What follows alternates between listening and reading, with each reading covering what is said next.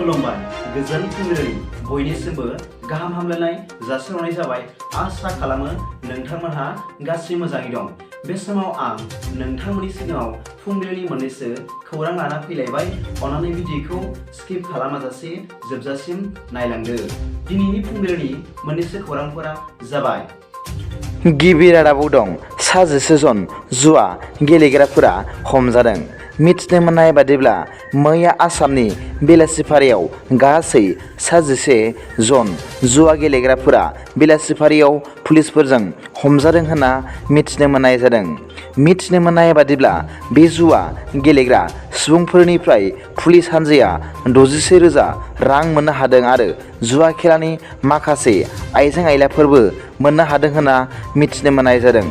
हमनो मोननाय जुवा गेलेग्रा सुबुंफोरखौ जेलाव दैथायहरबाय होनना मिथिनो मोननाय जादों।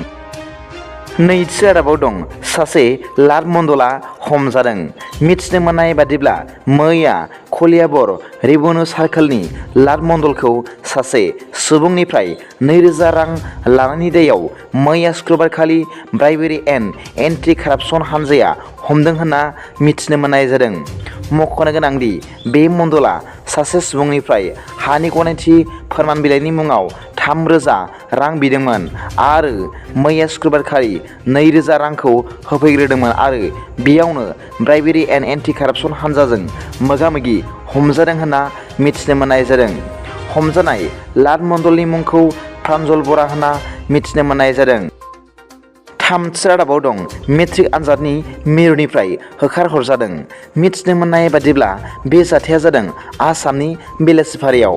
मिथिनो मोननाय बादिब्ला बेलासिफारा मेट्रिक एबा SSLC आनजादनि मिरुनिफ्राय गिबि दिनावनो इंराजि आयदानि आनजादाव गासै 5 बिजाथिफ्रा होखारजादों होनना मिथिनो मोननाय जादों। आनजादाव नकल लानाय आरो गाज्रि आखु दिन्थिनायनि थाखाय बे 5 आनजाद होगिरिफोरखौ आनजाद मिरुनिफ्राय होखारनाय जादों होनना मिथिनो मोननाय जादों।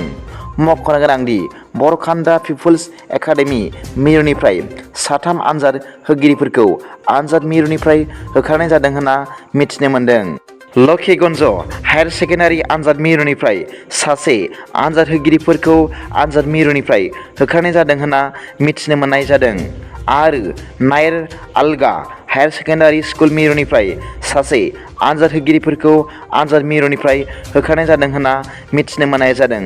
मख'जाथाव बाथ्रा दि देग्लायनि बे 2023 मायथाइनि आनजाद होगिरिफोरनि अनजिमाया आसामनाङै गासै 4,22,172 होनना मिथिनो मोननाय जादों। बेनि गेजेराव सा 1,94,054 हौवासाफोर आरो 2,28,120 हिन्जावसाफोर होनना मिथिनो मोननाय जादों। मख'नो गोनांदि बे 2023 मायथाइनि SSLC आनजादखौ आसामनि 912 मिरुफोराव खुंनाय जादों होनना मिथिनो मोननाय जादों आरो आसामाव गासै 39 आनजाद मण्डल दं होनना मिथिनो मोननाय जादों। नोजोर होनो गोनां बाथ्रा दि देग्लायनि SSLC आनजाद होगिरिफोरनि अनजिमाया थांनाय बोसोरनिख्रुइ 9 जन बारा होनना मिथिनो मोननाय जादों। ब्रैथि रादाबाव दं क'क्राझारनि ग्रिनफिल्डआव 3, 4 आरो 5 मार्च सानथामनि हाबाफारिजों खुंफुंनो लानाय बिराद बाथौ आर'ज आरो खेराइ फोरबोआ मैयानिफ्राय जागायजेनबाय। बे हाबाफारियाव BTCनि बारग' लेङाइ गाहाय खुंगिरि खाम्फा बरगयारी बिथाङा बाहागो लायो आरो आसाम आयेन आफादनि बुंथिगिरि बिस्वजित दैमारी बिथाङाबो बाहागो लायो होनना मिथिनो मोननाय जादों। बाथि रादाबाव दं बर' फिसाया मेडेल देरहादों। बर' हारिनि